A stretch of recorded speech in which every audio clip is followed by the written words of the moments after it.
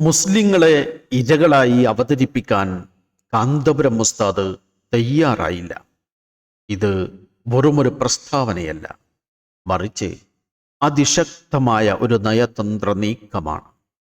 നാം അന്തസ്സുള്ള പൗരന്മാരാണെന്നും അവകാശങ്ങൾ ചോദിച്ചു വാങ്ങാൻ ശേഷിയുണ്ടെന്നും അദ്ദേഹം ബോധ്യപ്പെടുത്തുകയായിരുന്നു. റിസാല അപ്ഡേറ്റ്. കാന്തപുരം നയതന്ത്രത്തിലെ മൂസവി രീതിശാസ്ത്രം. മുഹമ്മദ് അലി പുത്തൂർ എഴുതുന്നു. ആധുനിക കാലഘട്ടത്തിൽ നേതൃത്വം എന്നത് വെറുമൊരു പ്രകടനമാണെന്ന് നാം വിശ്വസിച്ച് തുടങ്ങിയിരിക്കുന്നു.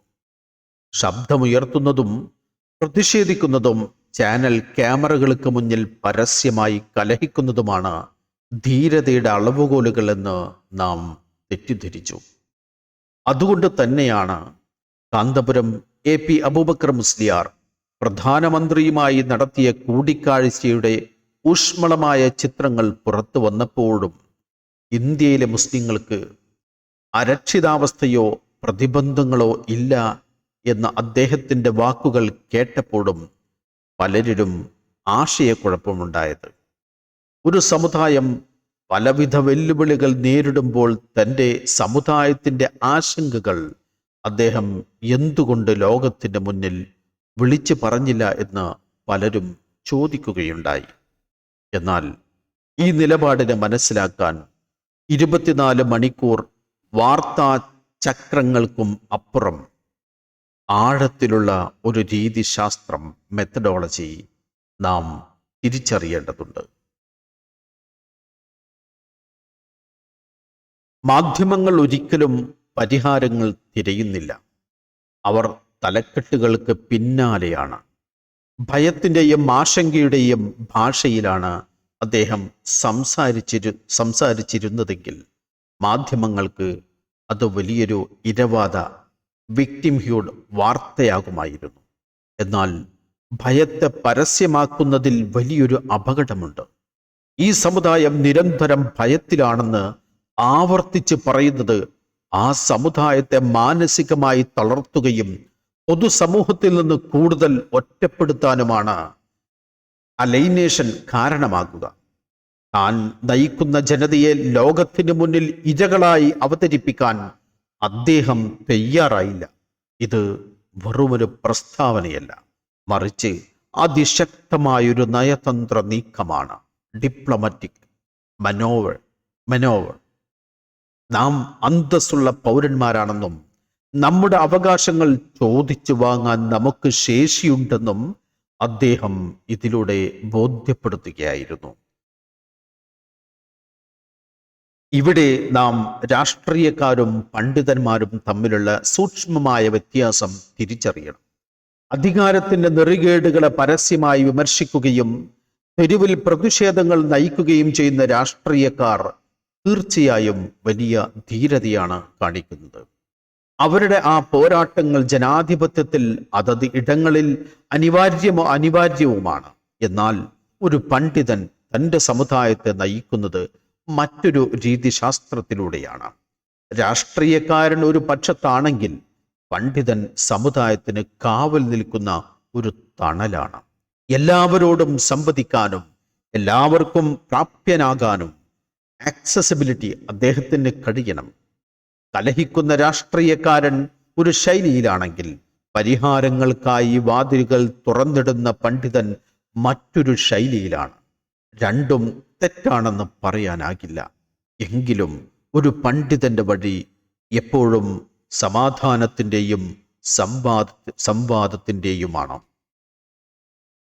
നേതൃത്വം എന്നതൊരു ചാനൽ ചർച്ചയല്ല, മറിച്ച് തന്ത്രപരമായ ക്ഷമയോടെയുള്ള കരുനീക്കങ്ങളാണ്. വഖഫ് നിയമ ഭേദഗതികൾ, നിർത്തലാക്കിയ സ്കോളർഷിപ്പുകൾ, നീതി നിഷേധിക്കപ്പെട്ടവർ, ഇവർക്കെല്ലാം വേണ്ടി സംസാരിക്കാൻ ഭരണകൂടവുമായി ഒരു ആശയവിനിമയ പാത, ഒരു കമ്മ്യൂണിക്കേഷൻ ചാനൽ തുറന്നു കിടക്കേണ്ടതുണ്ട്. പരസ്യമായി കലഹിക്കുന്ന നിമിഷം ആ വാതിലുകൾ അടക്കപ്പെടും. അടച്ചിട്ട മുറിക്കുള്ളിൽ സമുദായത്തിന്റെ യഥാർത്ഥ പ്രശ്നങ്ങൾ അവതരിപ്പിക്കണമെങ്കിൽ പുറത്ത് നയതന്ത്രപരമായൊരു മാന്യത പുലർത്തേണ്ടതുണ്ട്. ഇതൊരു കീഴടങ്ങലല്ല, മറിച്ച് സമുദായത്തിൻ്റെ സുരക്ഷിതത്വത്തിന് വേണ്ടി ഒരു നേതാവ് നടത്തുന്ന ബുദ്ധിപരമായ ഇടപെടലാണ്. ഈ രീതിശാസ്ത്രം പുതിയ ഒന്നല്ല, മറിച്ച് ഇത് പ്രവാചകന്മാർ കാണിച്ചു തന്ന പാഠമാണ്. ചരിത്രത്തിലെ ഏറ്റവും വലിയ പോരാട്ടം നടന്നത് മൂസ അലൈഹിസ്സലാത്തു വസ്സലാമും ഫിർഔനും തമ്മിലാണ്.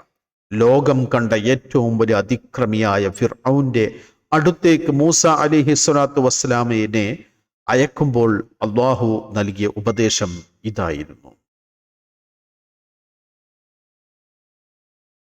നിങ്ങൾ അവനോട് സൗമ്യമായ വാക്ക്, ഖൗലൻ ലയ്യിനൻ, സംസാരിക്കുക.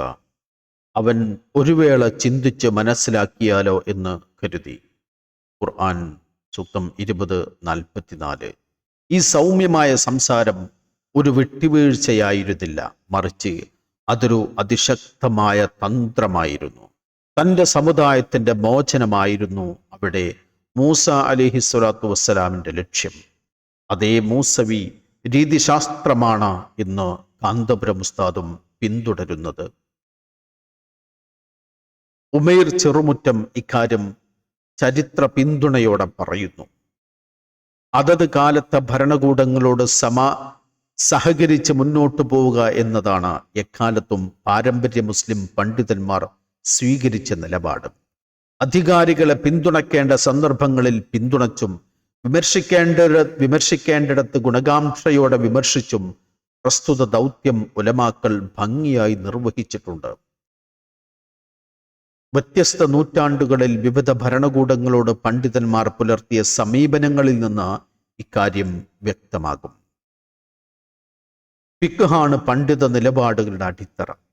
നിസ്കാരത്തിന് അവൻ നിങ്ങളെ തടസ്സം ചെയ്യാതെ ഇരിക്കുമ്പോൾ ഒന്നും അവനെ തള്ളിക്കളയുവാൻ ഉള്ള യാതൊരു ശ്രമവും ചെയ്യൽ ഇസ്ലാമിന് ആവശ്യമില്ല എന്നാണ് തിരുവചനങ്ങളുടെ അടിസ്ഥാനത്തിൽ ഫുഖഹാക്കൾ പഠിപ്പിച്ചത്. ഗുണത്തേക്കാൾ അധികരിച്ച ഫസാദായിരിക്കും അതിന് വിപരീതം പ്രവർത്തിച്ചാൽ സംഭവിക്കുക. മഖ്ദൂമുമാർ മുതൽ സമസ്ത നേതൃത്വം വരെയുള്ളവരുടെ ഇടപെടലുകൾ ഈ ആശയത്തിന്റെ പ്രയോഗവൽക്കരണങ്ങളുമായിരുന്നു.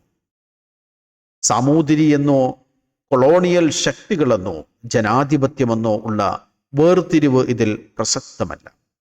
നിലനിൽക്കുന്ന ഭരണകൂടമാണോ എങ്കിൽ അവയോട് സംവദിക്കാനും സമരം ചെയ്യാനും കൃത്യമായ മാനദണ്ഡങ്ങളുണ്ട്. അതനുസരിച്ചേ പറ്റൂ. അപ്രകാരം നാടുവാണവരോട് സമചിത്തതയോടെ സഹവർത്തിച്ചതാണ് മുസ്ലിം സമുദായത്തിൻ്റെ ചരിത്രം.